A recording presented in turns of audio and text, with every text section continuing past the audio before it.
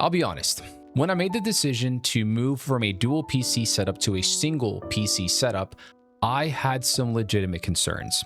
Not in terms of desk space or aesthetics or anything like that, but in terms of what really matters to me as a gamer, a streamer, and a content creator. Would I, on a single machine, be able to play my games at 4K at the highest possible settings and stream simultaneously to Twitch at 1080 without having to make sacrifices either on the streaming side or on the gaming side? Well, there was only one way to find out. Right out of the gate, I hit a wall. When I went to plug all of my gear into my one PC, I realized that my Lian A3 with the micro ATX motherboard didn't have enough current gen, strong, powerful, high bandwidth USB ports to support all of the gear that I was using across two different PCs. So I had to rebuild my PC again. And since I had to rebuild anyway, I had a couple of requirements this rebuild had to meet. Full ATX motherboard, cleanest possible build, smallest possible footprint, and since I've never done this before, an AIO cooler for my CPU because I've used air cooling my entire life. So I figured, why not have a little bit of fun?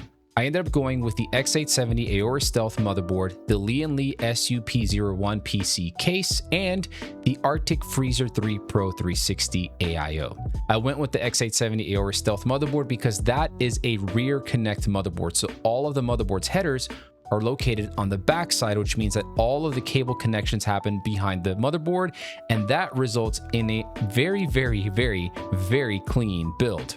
I went with the Lian SUP01 because this was the smallest possible footprint case I could find, and it has a very unique feature. The GPU in this case is located at the very front of the case, mounted vertically as opposed to horizontally. And as a result of that unique mounting system there, the depth of the case is much shallower, much smaller as compared to a regular ATX board where you've got your GPU mounted horizontally. And finally, the Arctic Freezer 3 Pro 360. I went with that one because after doing some research, I found that for the price, which is around $90, it's rated as one of the highest and best performing AIOs out in the market now.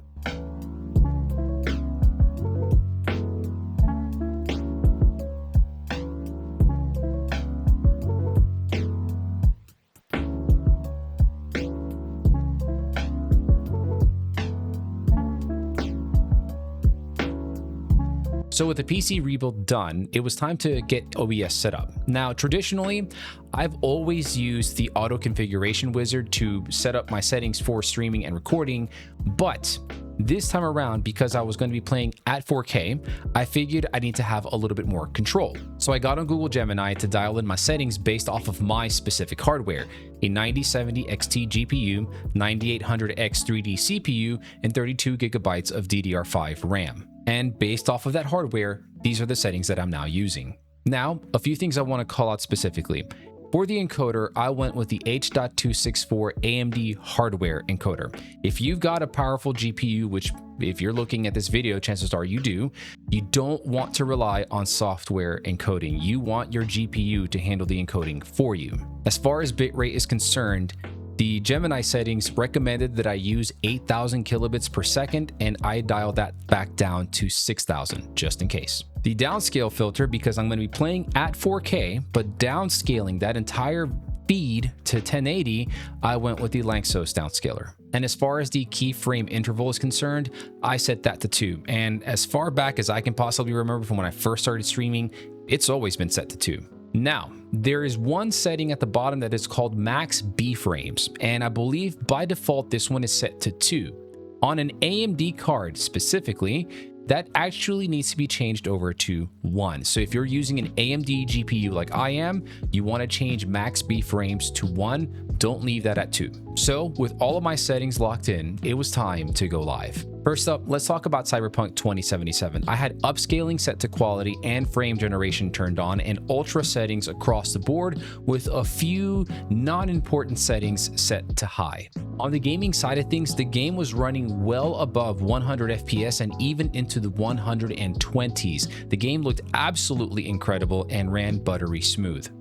I also tested it with frame generation turned off just to see what would happen, and FPS dropped down into like the low 60s, high 70s with 1% lows somewhere around the 50s, and honestly, in a single player game like Cyberpunk 2077, this is perfectly fine. Now, one thing I did notice was screen tearing, and it turns out that when you have frame gen turned on, VSync is automatically turned off, which is why the screen tearing was happening. So what I ended up doing is I went into AMD Adrenalin, found a setting called AMD Chill, and I set both of those parameters to 90 FPS. In essence, I capped the game at 90 FPS.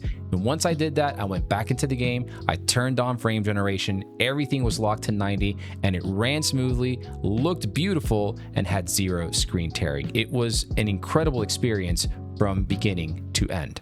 Now, here's where things started to genuinely surprise me. Let's talk about temps. My GPU off stream typically hits 60 degrees Celsius when I'm in the middle of playing a game. And I figured that now that I'm playing games at 4K and I'm having it encode a stream at 1080p, that it was going to get hotter. But that didn't actually happen.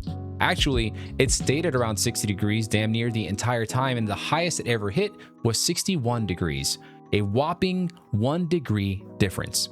I think I gotta give credit to the Lian SUP01 here, because the fact that the GPU is mounted vertically to the front, up against the front panel basically, it is sucking in all of that fresh air from my room and keeping the GPU nice and cool. Then there's my CPU. Now, typically off stream, whenever I was just playing my game still at 4K, my CPU would hit anywhere between 60 and 70 degrees Celsius. But that was also when I was using an air cooler. Now that I've upgraded to the Arctic Freezer 3, it's actually running in the 50s. And this is like the biggest impact I've seen in this entire rebuild on my computer specifically here, is the fact that my CPU is damn near 20 degrees cooler. Under full load, gaming and streaming at the same exact time. A sub $100 AIO doing that is absolutely insane. But okay, the temps look great, the games look great, but none of that matters if the stream is suffering. So how did OBS do? Well, to put it simply, 0 dropped frames. Nothing. Not a single one. The stream ran buttery smooth at 1080 the entire time. And I didn't just test this with Cyberpunk 2077, I also tested this with Crimson Desert, Death Stranding 2, and Pragmata. All of these games running at 4K, upscaling set to quality, frame generation turned on, everything the exact same, and I didn't drop a single frame. Temperatures were just about the same across the board for both my GPU and CPU, and the performances were also equally buttery smooth and beautiful. I'll be honest, I was nervous going live with my single PC setup here because my other PC, I already sold that, so there is no going back if this failed. But after seeing these results, I can't wait to go live again. I initially called this a downgrade, and I think that is very unfair because this has been the furthest thing from a downgrade. 0 drop frames on my streams and 4K gaming all on one machine. There's no world where that's considered a downgrade. So if you've been waiting on a second PC to get started streaming, don't wait anymore. You don't need 2 PCs to stream. You just need the right one. Anywho, I hope you found this video informative and helpful. And if you did, do me a favor, go ahead and hit that like button, subscribe to my channel for more content like this. Leave a comment down below. I want to know, if you had the choice, would you go with 1 PC or 2 PCs and why? And until the next video, y'all be good to yourselves, be good to one another. Peace out.